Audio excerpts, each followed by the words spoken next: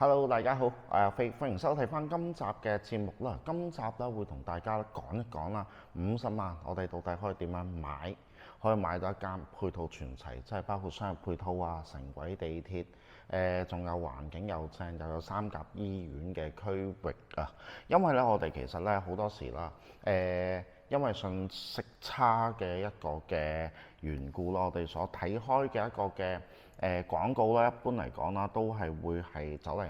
50萬預算買三鄉華發官山水，實冇死錯人係咪？係啊，咁仲有一個質量極差嘅一個嘅同埋周邊有荒蕪嘅一個朗詩新城啦，咁就仲有一個係有入冇出，乜都冇嘅南城香山小鎮啊，喺神灣嘅磨刀島嗰度啊。咁其實呢，如果你話呢，我係日日即係我係會每個星期或者成日啦，總之就係會喺香港北上過嚟度下假，我純粹有間度假屋嘅。咁呢個選擇係冇問題。咁即係咯，幾廿萬買間度假屋係咪？係啦，但係如果啦，大家係話計劃直接啦，係會係北上咁樣啦，過嚟退休養老嘅話啦，有咁嘅計劃嘅，咁其實咧呢啲區域真係千祈都唔好買啦。係啦，咁就我俾大家睇下個航拍先。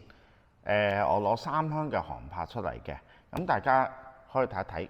呢個呢就係三鄉啦，個航拍個全貌啦。咁下面大家見到啦，密密麻麻一大堆嘅一個嘅自建房啦，咁同埋都幾雜亂無章嘅。跟住之後啦，就呢一邊啦，就係雅居樂嘅新城啦，包括在前面嗰啲都係㗎嚇。咁呢一邊嗰啲啦，就係近呢11、12年左右啦，依家2026差唔多，近呢十到11年左右啦，咁去起出嚟嘅嚇，由呢度落丁山咁樣一路打落去，咁應該就會係萬象郡嗰啲啊，萬象郡1、2、3期啊等等之類啦，連埋啲別墅啊等等，全部喺晒呢一邊嘅。跟住之後啦，大家可以睇翻啦，咁就其他嗰啲。我諗咧係好多都係啲過時嘅，因為咧喺其他城市啦，喺呢10年間不停進步嘅情況下，中山其實一路原地踏步啊。可以睇翻啦，其實依家目前啦，三鄉啦最旺都係呢一度噶啦，講緊順昌購物廣場呢一邊啦。呢一度啦，大家可以睇翻啦，佢其實係一個好細型嘅商場，再加多少少嘅一啲嘅商業街咁上下嘅啫。最集中基本上喺呢一邊啦，咁其實呢，行多應該幾分鐘啦嚇，行多5到8分鐘左右啦，咁大概仲會有間三鄉嘅繽紛匯商場啦，咁嗰間我入過兩次三次咁上下，個人氣唔係好足嘅，咁唔知係時間段嘅問題定係咩啦，但係入邊嘅嘢其實就我覺得係冇咩吸引嘅。跟住之後啦，你話其他嘅就係大家見到嘅咁樣啦。咁包括咧，其實仲有好多地方啦，三鄉係好雜亂下㗎。因為咧，其實三鄉畢竟講緊係一個好大型嘅一個嘅廠區嚟嘅，咁所以咧即係大家咧入到去周圍行多啲，就會明白我所講嘅係啲乜啦。因為啦，我就喺2022年啦，應該係22年。我就租咗喺官山水附近，咁一個叫半山午後嘅小區，我住咗成年咁耐㗎。OK 嘅嚇，即係當其時疫情，我哋唔使點樣出去嘅情況下，係冇咩問題，又夠安靜嘅。我住嘅嗰個小區入邊，但係咧要買嘢真係好棘。全部都係要搭車坐車，係啦。咁何況係官山水？官山水呢，其實去任何地方都要半粒鐘嘅。咁兼且三鄉呢入邊呢係冇三甲醫院嘅。如果有啲咩即係有啲咩醫鬱啦，我哋係真係去邊間醫院，我諗起碼半粒鐘車程係走唔甩嘅。因為點解我咁重點講呢樣嘢啦？我其實近排大家見我出片少好多嘅，咁就屋企緣故啦。咁我基本上日日都要跑2個鐘頭嘅醫院啊嚇，來回車程2個鐘嘅，日日都係咁樣。因為咧，我依家住緊嘅呢一邊啦，喺東莞麻涌呢一邊啦，新嘅醫院未達到三甲醫院啊，咁所以入邊啦好多嘅設施，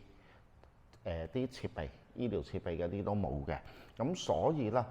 係要去翻市區嘅醫院嘅。入邊嘅醫生推薦啦，佢個老師喺嗰邊，咁所以咧個車程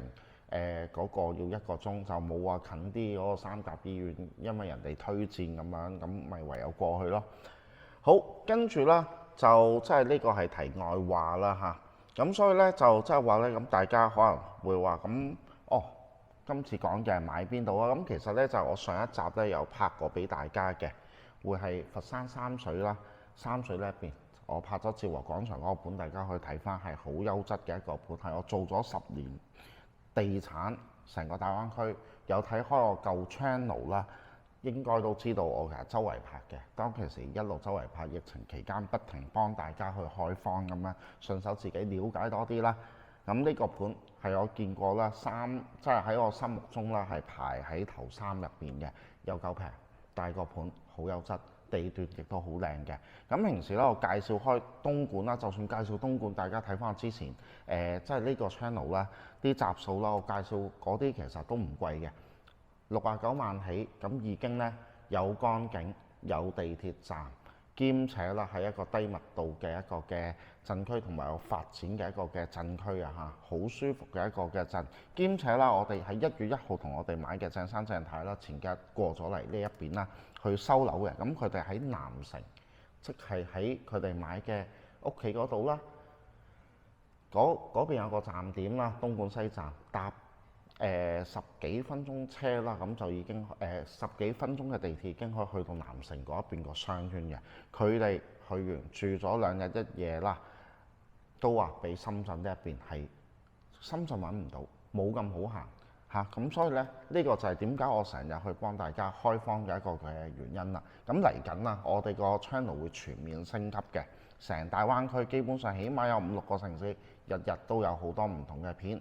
去上俾大家，去介紹俾大家嘅，咁令到大家可以睇多啲，揾到自己啱退休嘅一個嘅地方，中意嘅一個嘅物業嘅。咁所以未訂閱我哋 channel 嘅朋友啦，咁就可以訂閱翻我哋嘅 channel 嘅，順手俾個 like 俾我啦，多謝大家。咁我哋繼續講翻今日主題啦。咁今次咧會講嘅就係佛山嘅一個嘅三水區。三水啦，咁其實咧佢係好大嘅，佢個版圖應該係咁上下啦。咁呢度係一個區嚟㗎嚇。我哋咧平時東莞啊、中山呢一啲咧係鎮呢個區咧，咁所以咧就非常之大嘅。咁我哋要買嘅就係佢個區嘅區中心入邊。所以乜配套都齊㗎嚇，因為咧點講啊？我哋平時咧簡單啲抽一個鎮嘅話，咁其實入邊啲配套係好唔足，同埋好多鎮區各自咁樣去發展嘅。但係區就唔同，佛山5個區入邊啦，每個區都有佢個區中心嘅。咁呢一度我覺得三水呢一邊咧係佢個自然嘅一個嘅資源啦，佢個風光啦係幾有盛下。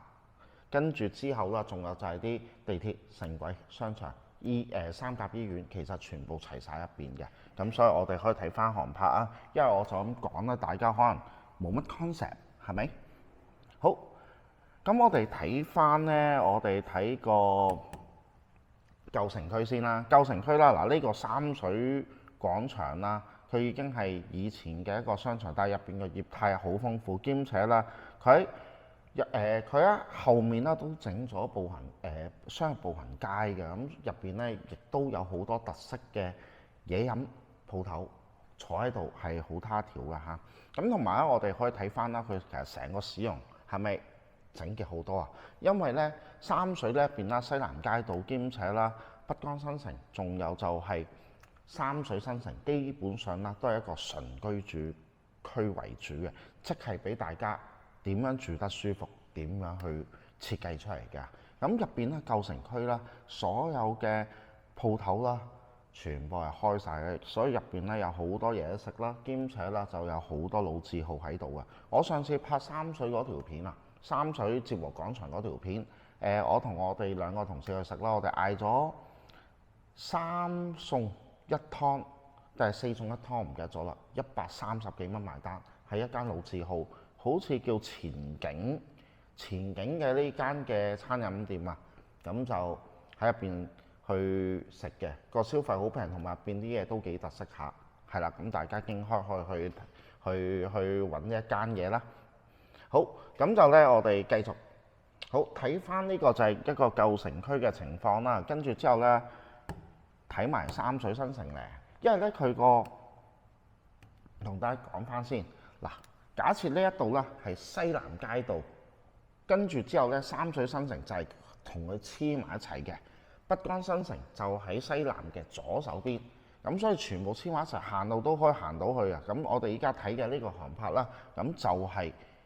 三水新城嘅。大家可以見到啦，萬達廣場喺呢一度啦，咁呢一度就有個百利達啦，同埋喺呢一邊啦，我哋可以坐翻直通巴翻香港嘅。我介紹嘅樓盤啦，嗱，中間呢一度咧隔咗一個酒樓，同埋右邊咧有條特色餐飲街嘅。跟住之後咧就到隔多少少嘢啦，呢一度啦，跟住之後咧就到樓盤呢一度啦，係咪好方便啊？跟住兼且啦，嗱，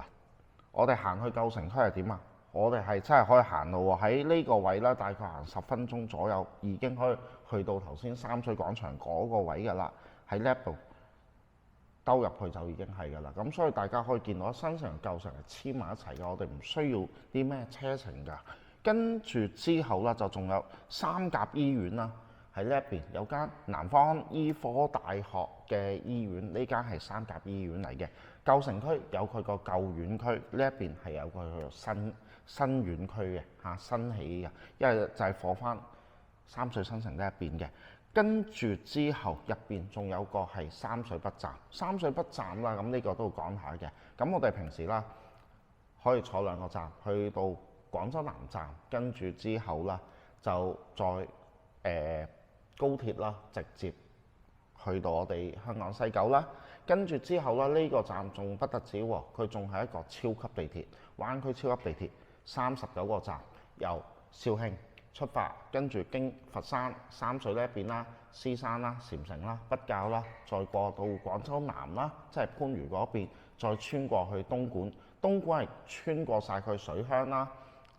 跟住之後就仲有就係城區啦、松山湖啦，跟住之後再入到去。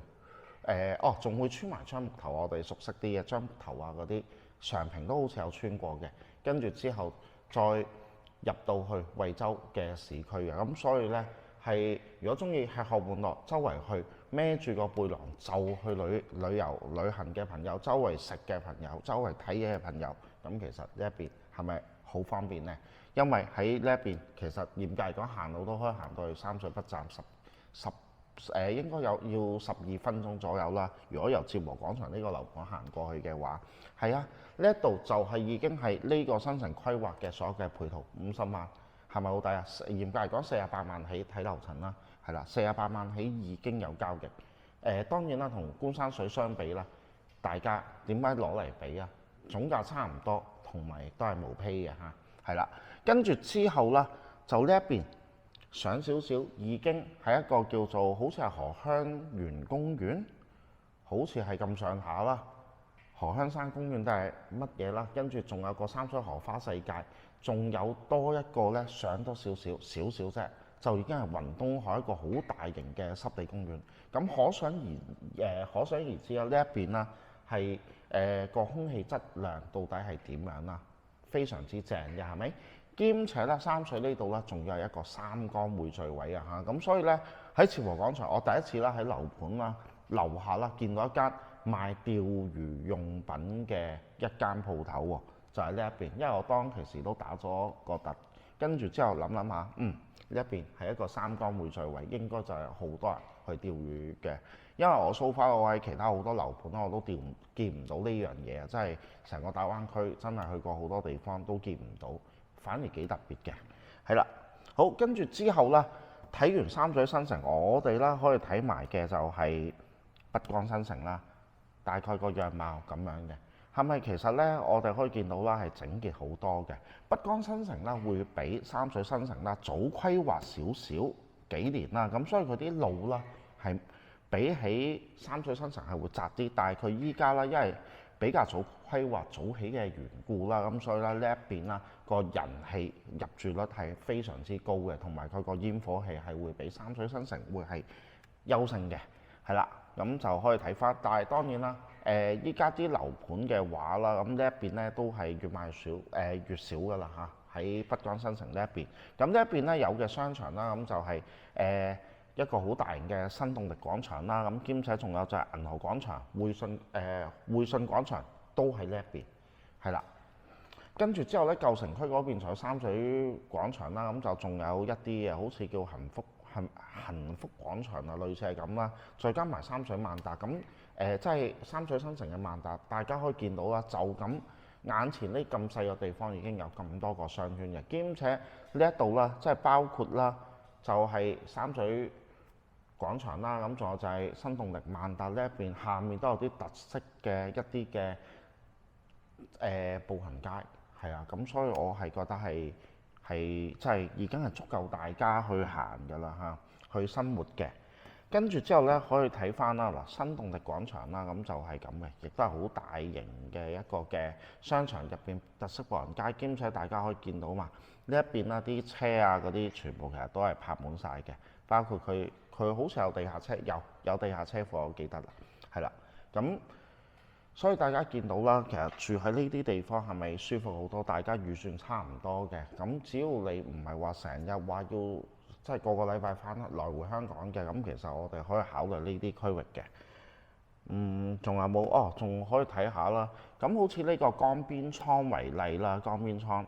佢呢一度我唔記得咗係喺好似係三水西南街道同埋北江新城嗰一邊。嗰一邊嘅嚇，係啦，咁所以咧嗰度咧佢入邊亦都啦整咗啲好特色嘅餐飲喺入邊啦，包括以前拍過嘅，我入咗去試嘅一間叫臭屁醋，臭屁醋咧亦都係三水嘅一個特產嚟㗎嚇。我覺得